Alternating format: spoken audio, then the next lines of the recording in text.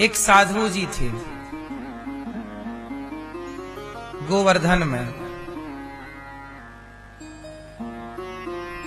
जो कोई राधे राधे बोलता तो वो उन्हें डंडा लेके दौड़ते मारने के लिए, और बोलते कि राधे राधे क्यों बोल रहा है, सीताराम सीताराम बोल। तो गांव के छोटे छोटे बच्चे चिढ़ाने के लिए छत पे खड़े होके दूर बाबा आ गए, बाबा राधे राधे राधे राधे। तो बाबा बच्चों की तरफ डंडा लेके दौड़ते, अब बोलेगा, बोल सीताराम सीताराम। तो बच्चे बाबा जी को और चिढ़ा। बच्चों को मजा आता कि बाबा के सामने राधे राधे बोलेंगे तो ये हमें दौड़ेगा, इसको चिढ़ाएंगे। जो भी मिलता राधे राधे बोलता तो बाबा जी बोलते सीताराम सीताराम बोल, मारेंगे नहीं। अब जो राधे राधे बोले बाबा जी दौड़े मारने के लिए, ए राधे राधे क्यों बोल रहा, सीताराम सीताराम बोल। और वो बाबा दिन भर यही करते हैं। जिस गली में जाएं बच्चे चिढ़ाएं, बूढ़े चिढ़ाएं। अब तो भैया सबको मजा आने लगा और सब चिढ़ाने लग गए। बच्चे क्या, बूढ़े क्या, स्त्री क्या, पुरुष क्या, सब बाबा को देखें बस राधे राधे चालू हो जाए। अब बाबा को जो भी देखें सब क्या बोलने लग जाएं, राधे राधे राधे राधे। और बाबा चले जाएं तो सब चुप हो जाएं। अब आप बताओ कि साधु जी राधे राधे बोलने वाले को डंडे क्यों मारते हैं? साधु जी सही है कि गलत है? बोलो, क्या समझ में आया आपको?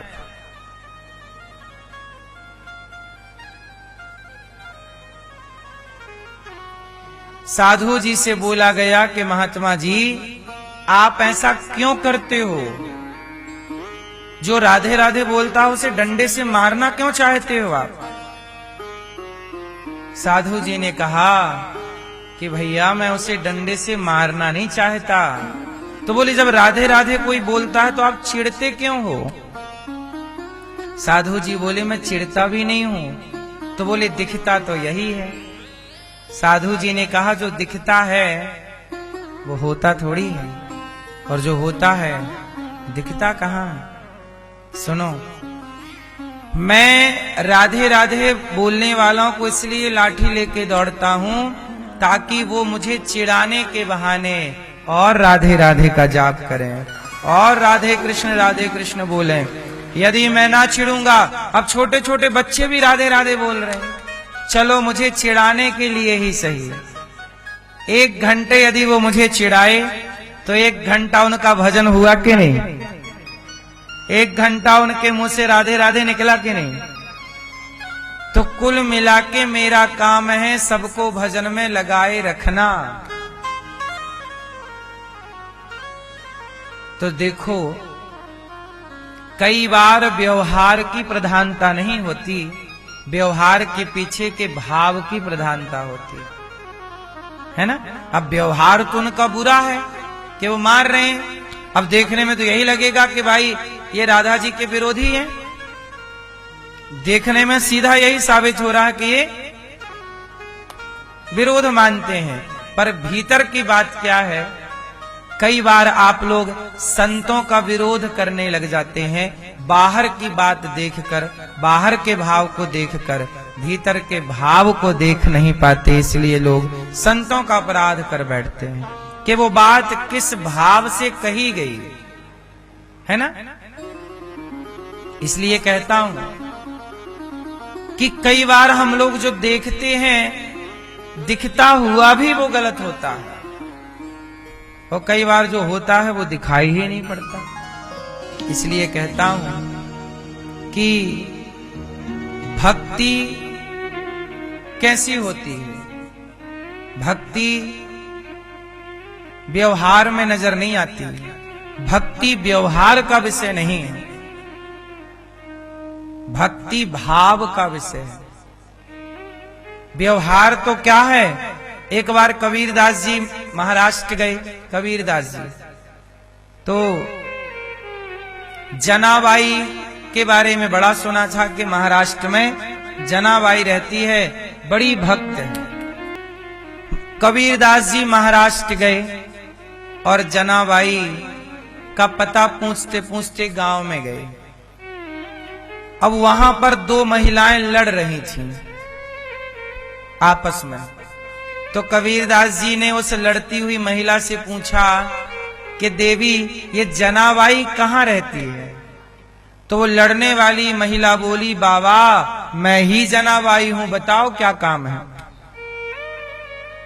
कबीरदास जी तो अवाक रह गए, हे भगवान, मैंने तो सुना था कि ये बहुत बड़ी भक्त है, पर ये तो पड़ोसन से लड़ रही है। अच्छा, उस समय जनाबाई की लड़ाई चल रही थी पड़ोसन से, और लड़ाई किस बात की थी? ओपलों की, कंडों की, कंडे, गाय का सूखा गोबर। जनाबाई बोली कि ये वाला ओपला मेरा है। ओपला मीन्स कंडा, ये मेरा ओपला है। पड़ोसन बोली नहीं, मेरा है।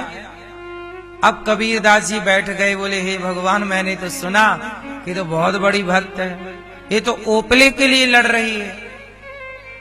कई बार व्यवहार ऐसे दिखता है कि ये भक्त हो ही नहीं सकता, इसलिए आप नहीं पता लगा सकते कि कौन भक्त है और कौन भक्त नहीं है।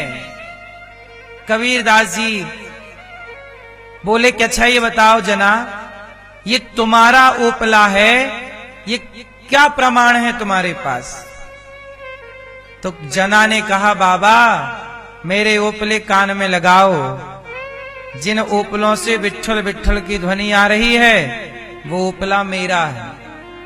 कबीरदास जी ने कान में लगाया ओपला, कंडा, सूखा हुआ गोबर, और जब कान में लगाया तो उस ओपले से आवाज आ रही थी, विट्ठल विट्ठल विट्ठल विट्ठल। मतलब जनाबाई ऐसी भक्त थी कि वो जिसे छू देती थी। जैसे कोरोना आपने जिसे छू दिया उसे भी कोरोना होने की संभावना हो जाती है, ऐसे भक्त जिसे स्पर्श भी कर लेता है, वह स्पर्श मात्र से वह भी भक्त हो जाता है। ओपले को छू रही है तो उससे विट्ठल की ध्वनि निकल रही है। ये कबीरदास जी जनाबाई को प्रणाम कर रहे हैं। वाह जनाबाई, तेरा व्यवहार देखकर कोई ना कहेगा कि तू भक्त है, पर तेरा भाव देख करके कह सकता है कि भक्त है। और भाव तक सब पहुंच कहां पाते हैं? सब व्यवहार में उलझ जाते हैं। सब क्या समझते हैं? अरे इनका व्यवहार देखो कैसा, व्यवहार देखो कैसा। संत का व्यवहार, अब बताओ, हनुमान जी इतने बड़े संत हैं, साधु संत के तुम रखवारे। हनुमान जी कौन है? साधु संत के तुम रखवारे। ये रखवारे हैं साधु संतों के श्री हनुमान जी। लेकिन हनुमान जी का व्यवहार कैसा है? हनुमान जी लंका गए तो वहां की एक राक्षसी ने रोक लिया, तो हनुमान जी ने एक मुठिका मारा मुंह में। अब बताओ, कोई साधु तुम्हारे मुंह में एक ठूसा मार दे तो तुम कहोगे काय का साधु, बताओ मारपीट कर रहा है। और हनुमान जी ने एक मुठिका मारा, मुठिका एक महाकपि हनि, रुधिर बमत धरनी ठनमनी। हाँ या ना? लंकनी तात मोर अति पुण्य बहुता, देख्यो नयन राम कर दूता। तात स्वर्ग अपवर्ग सुख धरिय तुला, एक अंग तूल न ताही सकल मिली, जो सुख लव सत्संग। हनुमान जी एक मुठिका मार रहे लंकनी को। व्यवहार से तो नहीं लगता कि मुठिका मारने वाला कोई साधु होगा, लेकिन मुठिका मारने वाले वो हनुमान जी हैं। कई बार आप लोग क्या कहते हैं, आजकल सोशल मीडिया का जमाना है, सोशल मीडिया में वीडियो देखकर लोग जज करते हैं घर बैठ के साधु हैं कि नहीं है। अरे वीडियो में व्यवहार दिखता है, भाव नहीं। इसलिए संतों को परखना है तो कुछ टाइम संतों के पास रहिए। संतों को जानना है तो संतों के पास। जो व्यक्ति संतों की संगति नहीं करता वो संतों को नहीं जानता। संतों को जानने के लिए संगति करोगे तो आप ये देखोगे कि आप गृहस्थों का जितना त्याग तपस्या है उससे कई गुना अधिक त्याग तपस्या साधु संत की है। भजन भक्ति और व्यवहार ऐसा है कि बहुत सारे साधु ऐसे हैं जो गाली देते हैं, लेकिन आपको लगेगा दे तो गाली दे रहे हैं, लेकिन वो संत हैं। इसलिए आप ये पता नहीं लगा सकते कि कौन साधु है कौन असाधु है। इसलिए मैं आपको एक सीधा सा सिंपल सा एक उदाहरण दे दूं कि कोई भी क्यों ना हो, हर व्यक्ति को आप साधु के रूप में ही देखा करो। ना जाने किस रूप में। हम क्यों किसी की निंदा करें, हम क्यों किसी की आलोचना करें। कोई साधु है तो अच्छा और नहीं है हम क्या करें। आप अच्छे हैं तो अपने लिए, आप बुरे हैं तो अपने लिए। हम अच्छे हैं तो अपने लिए, बुरे हैं तो अपने लिए। इसलिए साधु संत क्या कहते हैं, बुरा जो देखन मैं चला बुरा ना मिलिया कोए, जो दिल खोजा आपुना हमसे बुरा ना। मेरी मां, भगवान ने सारे ब्रजवासियों को, नंद बाबा को वरुण देवता ले गए, बाद में भगवान जाकर छुड़ाए। सारे ब्रजवासियों को वैकुंठ का दर्शन कराया। और ये सारी बात हमने केवल इसलिए बताई कि आप भक्तों को नहीं पहचान सकते। कई बार आप अपनी पड़ोसन को देखते हो, पड़ोसन तो बड़ी माला पहनने लग गई, तिलक लगाने लग गई, आप क्या बोलते, बड़ी भक्त बन रही है, बड़ी मीराबाई बन रही है।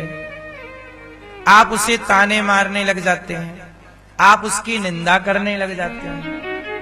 आजकल लोग फ्री में पाप कमा लेते हैं। फ्री में क्या कमा लेते हैं। अरे आपकी पड़ोसन यदि मंदिर जाने लग गई, कीर्तन करने लग गई, तिलक लगाने लग गई, भगवान का चिंतन प्रेम करने लग गई, तो ये तो अच्छी बात है ना। वो शराब तो नहीं पीने लग गई, वो सिगरेट बीड़ी तो नहीं पीने लग गई, वो गलत काम तो नहीं करने लग गई। तो जब अच्छे काम करने लग गई तो आपको प्रसन्न होना चाहिए, आपको भी अच्छे काम कर लेना चाहिए।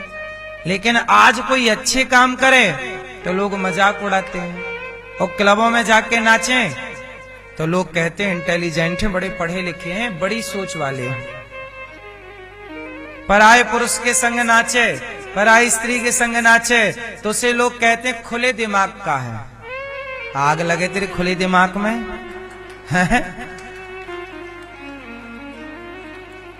व्यभिचार को तू खुला दिमाग समझता है क्यों। पराई स्त्री के संग नाचे, पराये मर्द के संग नाचे तो लोग क्या बोलते हैं, खुले दिमाग का है। आज की जनरेशन है।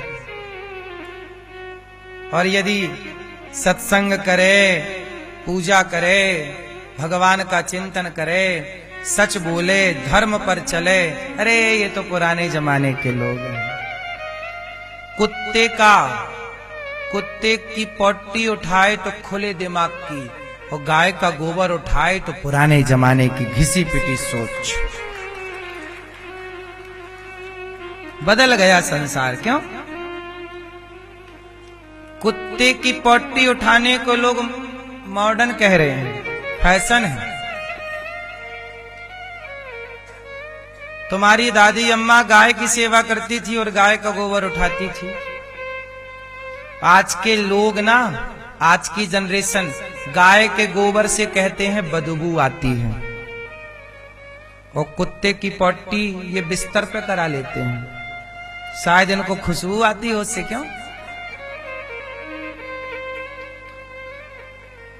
हाँ या ना? बदल गया संसार। देख तेरे संसार की हालत क्या हो गई भगवान, क्या से क्या हो गए देखते देखते। गाय से कुत्ते तक पहुंच गए।